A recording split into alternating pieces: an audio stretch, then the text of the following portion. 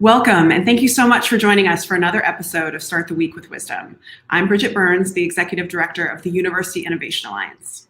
And I'm Doug Lederman, editor of Inside Higher Ed.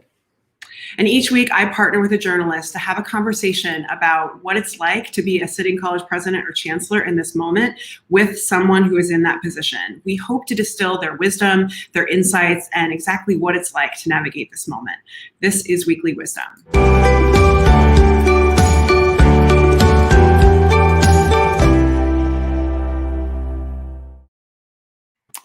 This week, we're delighted to bring you a conversation with East Tennessee State University President Brian Noland, who has a unique vantage point, having previously served as Chancellor of the West Virginia Higher Education Policy Commission. Brian, welcome. We usually start off these discussions by asking how you're doing, and really as much personally as professionally. How are you holding up? Well, Doug and Bridget, thank you for the opportunity to be with you all today and for the opportunity to share a little bit about the story here at East Tennessee State University. In terms of how I'm holding up and how the university's holding up, optimistically well. You know, with the turn of the calendar year, a lot of the changes that are occurring around us, the potential for broad distribution of vaccine on the horizon, really a sense and a feeling of optimism here on campus, and a sense of optimism personally, looking forward to the things that hopefully will present themselves with summer and the return of somewhat of a normal campus environment in the fall. That's great. I'm curious about, so you have a very unique vantage point, having served as a chancellor of a system and a state, and also now as a president. So that's a really unique perspective in that you understand kind of the broader holistic needs of the state. You've obviously done a ton with policy and advocacy, but then you also understand the granular inner workings of the day-to-day on a campus.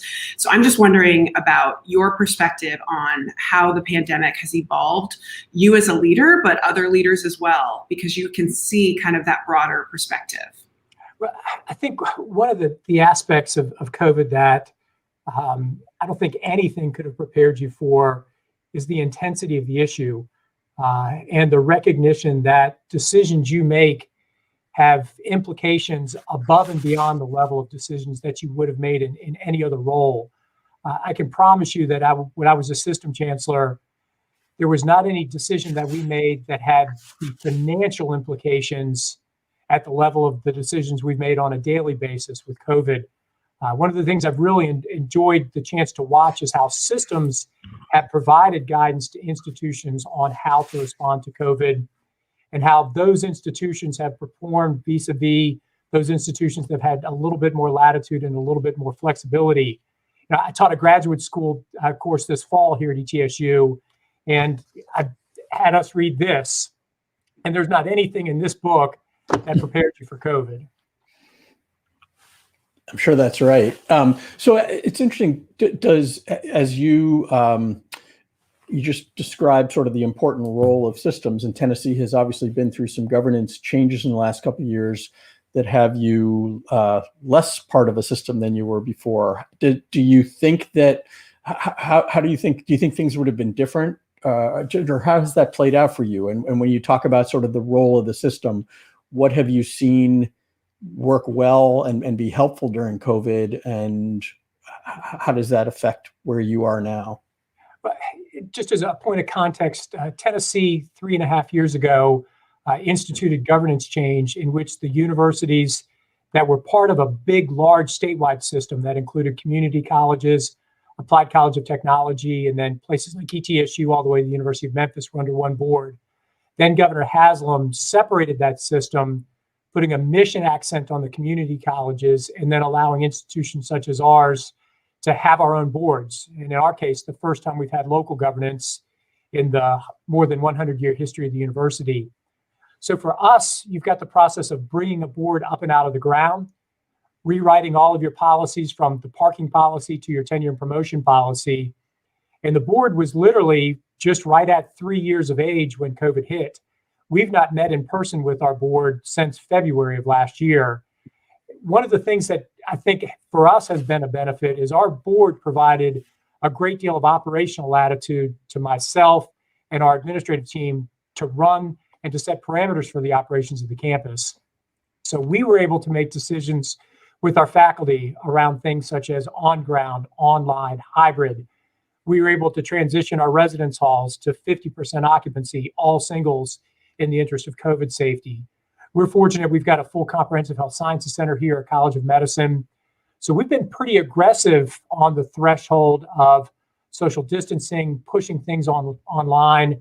On our worst day, we had 50 students in quarantine. Compare and contrast that to other institutions with 1,000. So local governance has worked for us. And it's been interesting to see systems with centralized governance making some decisions for broad systems that really had a lot of faculty pushback that we didn't experience here. Mm-hmm.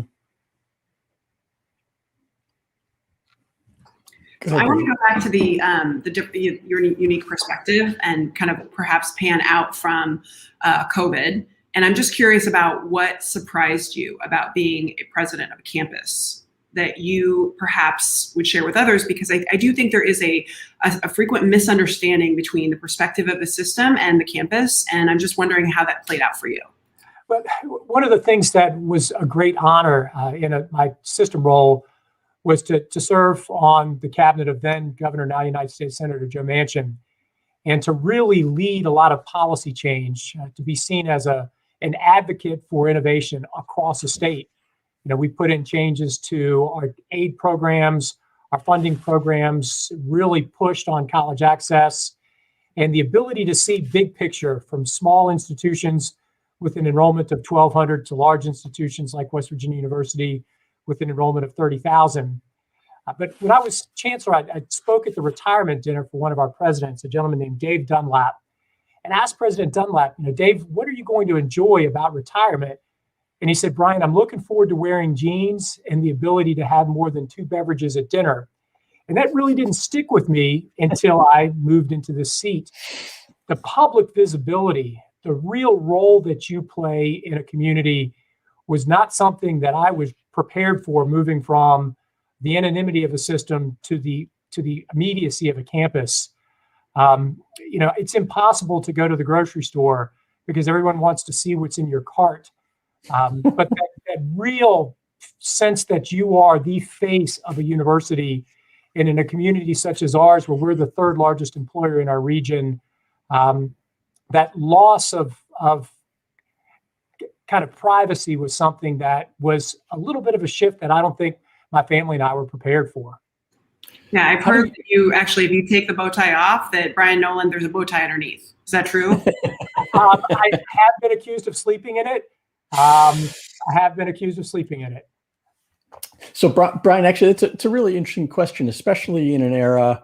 I mean, we've seen presidents take heat for not wearing a mask or getting caught in some. I mean, in addition to the loss of privacy, how much pressure do you feel as the face of a community in a way that, again, you might not do unless you were a governor or a mayor or something? I mean, you are the head of your own little town / community, not so little, but is there pressure? Is there also responsibility? Is there opportunity though too?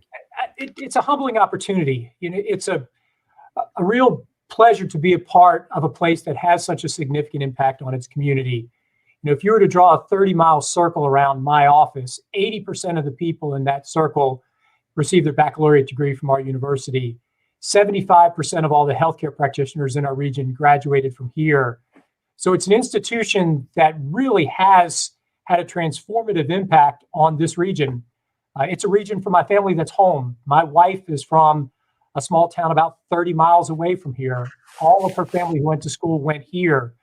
So the chance to be a part of something bigger than you is humbling.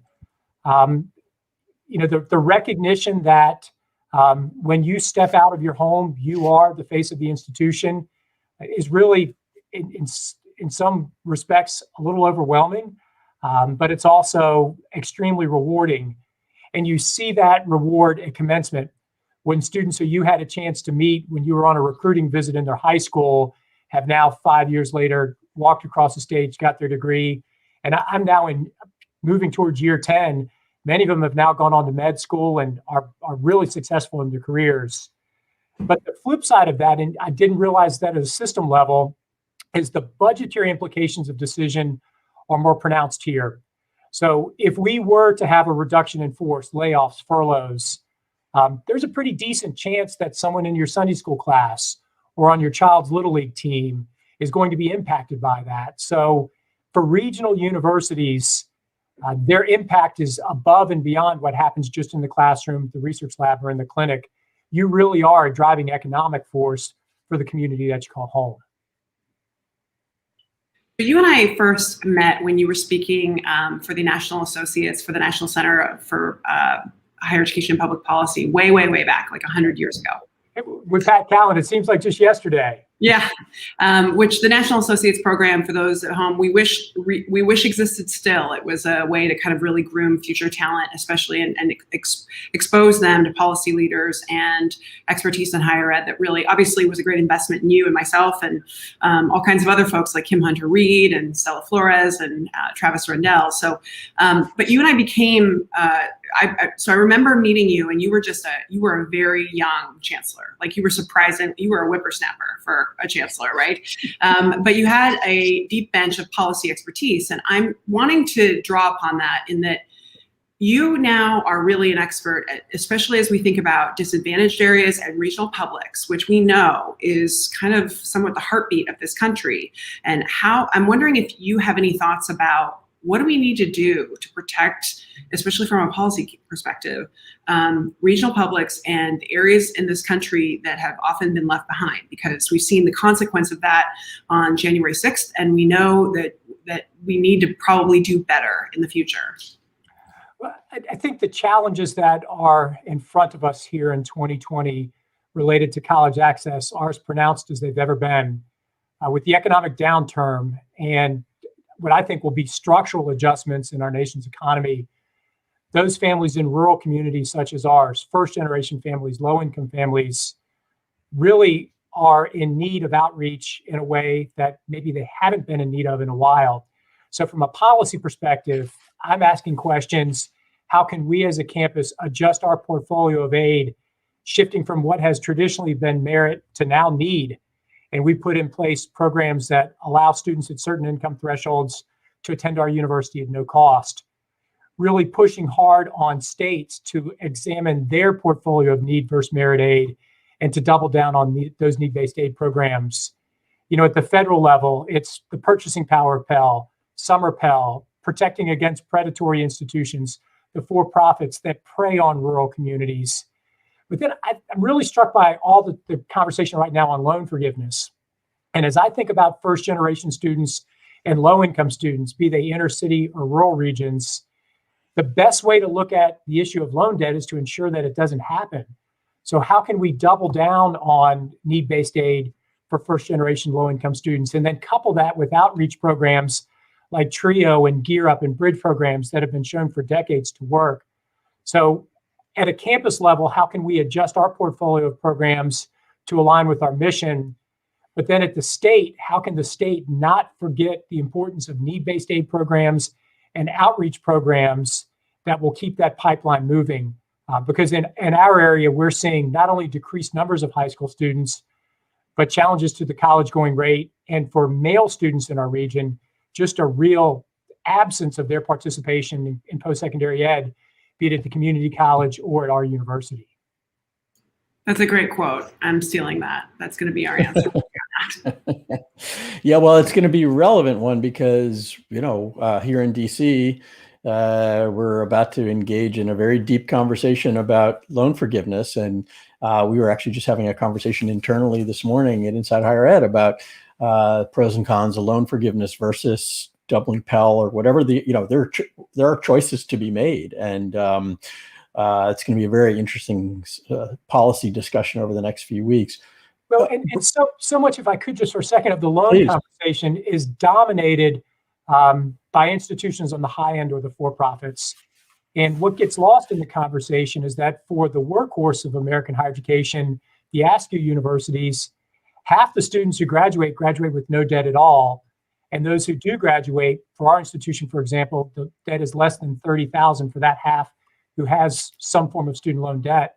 So the horror stories you see and hear are not the stories that exist across the predominance of our nation's public institutions. Right. And then when you throw in the other set of workhorse institutions, the community colleges that are your peers or allies and sort of compatriots in the workhorse realm, that doubles down on that same phenomenon. So it's going to be very interesting to see how those pressures cross here in DC. Speaking of as a regional public, you are like a lot of regional institutions, typically very tuition dependent. You just referred to it. What are some of the things you are doing, the things you're trying that are different to try to combat those demographic and financial and other pressures that are they're pushing down on enrollment at a lot of places around the country? Well, at our university, about 70 cents on the dollar of what it takes to run the institution comes from non-state sources. If you'd gone back 20 years ago, those numbers would have been reversed. So our nation has very quietly and without a lot of policy discussion abdicated its responsibility of funding public higher education. The responsibility now rests on the shoulders of students. So we're working diligently to hold down costs. We did not increase fees last year. We've looked at administrative efficiencies. We cut our budgets across the board more than 5%. But we're looking at things that we might be able to do going back to a system perspective to partner with other universities. There's a real need in our area for engineers. Rather than starting a standalone engineering school, we partnered with a college in Middle Tennessee, Tennessee Tech, and have jointly badged an engineering program where courses are taught by our faculty and theirs. We've done likewise on the nursing side. So a dual degree signed by both presidents. It's a joint program. So we're looking at some innovations across systems to save resources. COVID and online has really forced us to look at delivery mechanisms. But ultimately what we're looking at is how do we hold price constant, minimize cost, be as efficient as we possibly can. And then as we're investing in students through financial aid, really beginning to pivot some of those investments away from what was a traditional merit focus towards a much more need-based focused. So I want to shift to you as a leader for a bit, because you've been, like I said, when I first met you, you were really held up as an example. And I'm curious about, as you've been a leader for quite some time in higher education. And I'm wondering if there are any books, movies, material, or if there was anything that was particularly inspiring that's helping you as you've tried to lead through COVID. Well, I taught class in the fall, and I held up the prop of how colleges work. I go back and reread that every fall when I teach class, because it's a reminder of the importance of shared governance. It's a reminder of the importance of process. And it's also a nice focus on mission. But let's set the higher education stuff to the side. My dissertation was on diversity. And a book that I read as I was kind of moving through the close of that process was David Halberstam's The Children. And I read back and reread that over the summer. The story of the Freedom Riders, of James Lawson, Bevel, Diane Nash, John Lewis. Kids who are college students, they were kids, 18, 19 years old. And the transformative impact that they had not only on their day, but on generations to come. I was inspired by that as I was working on my dissertation, and I was inspired by it again this summer. Spent a lot of time going back and rereading Meacham's work. He spoke here last year, and his book, The Soul of America, I spent a lot of time with. But then I'll admit, over the break, I read Promised Land by President Obama. It was as fantastic as everyone says it is. But it can't all be high-level stuff. During COVID, my son and I have watched the Avengers series from beginning to end. And occasionally you need an escape from adulthood. So the Avengers with my son has been that escape. Love it. I'm a huge fan too, so that's good. So what's your favorite? The last one was pretty legit. That storytelling and towards especially the last two, right? Endgame, I don't know. It's hard to top when they bring everybody together. There's something about that teamwork across all those, every type of superhero coming together, the convergence that, it's really in line with my theme of collaboration, right? And the importance of family. I agree. Do Do you think they're sorry to get serious for a minute, but like, but how does that program with Tennessee Tech, I think, is really interesting, and I'm interested in how you look. And again, you're now at a campus that's not in a system versus having been, but how do you look at cross-institutional collaboration, and what's your sense after, again, your many years of leadership, about why it has historically been so difficult? And do you think COVID and the sort of economic and other strains that many institutions are facing may enable it or clear the way for more cross-institutional collaboration than we've historically seen? I'm somewhat fearful that it may actually push in the other direction, out of competition for students. As you look across states, particularly states in the Northeast, the demographic cliff is here. And as you're really pushing for students who are the lifeblood budgetarily of a campus, that competition kind of makes it difficult to collaborate.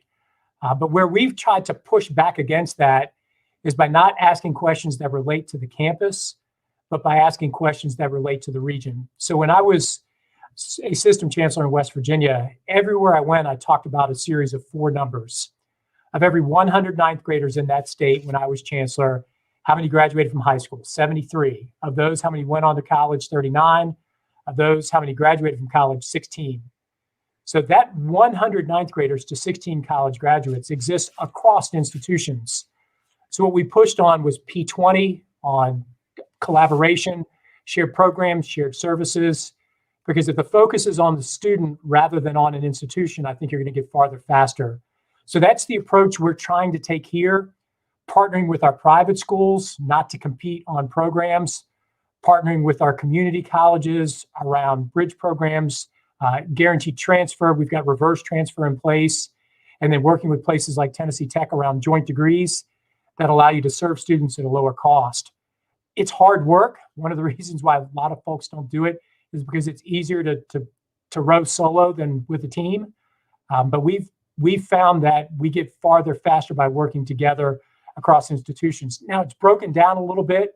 Things aren't as rich as they were under the prior governance structure.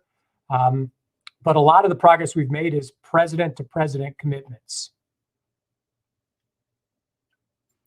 I'm curious. So I want to refocus on leadership, especially as you're talking about how framing has really helped you. We're hearing a lot of, especially in the fall, people were super burnt out at the end, right? And people really needed that holiday break. And now I'm noticing 1 month back, people are also feeling like they're bottoming out. And perhaps it's because so much has happened in this country and it feels like we're watching, we were watching a horror movie and then now it's an action movie. And it's just a lot to process as a human being, and to know that our students are processing it and try and show up every day and give your best. So I'm wondering, for you as a president, when you're coaching your team, when you're leading your team, what kinds of messages are you giving them right now that you find are helping them in this moment? One of the things that we're being intentional as we begin the spring in our action is to, one, celebrate the accomplishments that we as a university realized in the last decade. We had planned on 2020 being a year of celebration, reflecting on the work of the campus, and COVID kind of took that away from us. So as we start 21, we're beginning with that reflection. Look at what we did. Look at what we were able to accomplish. Then we're spending a lot of time focused on our values. We had a university council meeting, which is kind of an internal shared governance board that met today. And I described the campus in a way that, for me, makes a lot of sense. We live in a community that may not altogether be open to new ideas, to diversity, to inclusion, but our institution is different. In our community, we're fertile soil. We're a place where seeds are planted and where hope grows eternal. And on our darkest of days, I've been reminding myself and all of our faculty that there's something beautiful about hope and transformation that occurs in higher education. So how can we sow seeds of hope rather than division and really step forward together out of the shadows of COVID? On a campus, one of the beautiful things that you have to do is the opportunity to interact with students. And all of us can close our eyes and think of the face and the story of a student that we came in contact with during their undergraduate or graduate experience. So really asking our faculty to think about students and how can we step forward to serve those students in a critical time of need. But I'm hopeful with what I'm seeing and hearing coming out of our health sciences units with vaccines. I'm hopeful that the light at the end of the tunnel is truly a light and not a train. But we're trying to stay focused on hope and transformation. Well, I think that's the perfect way for us to end today. Thank you so much, President Noland. It's been a delight to hear your perspective, especially coming from the unique vantage point that you do represent and thinking more about regional publics and parts of this country. We really need to be more creative as we think about solutions to support them in the future. So thanks, Doug. As always, thanks for wearing the journalist tuxedo, and also Brian, of course, dapper per usual. So we hope the rest of you, this has been useful for you, and we look forward to seeing you next week. Thank you all. Everybody have a great day. Be safe. Thanks.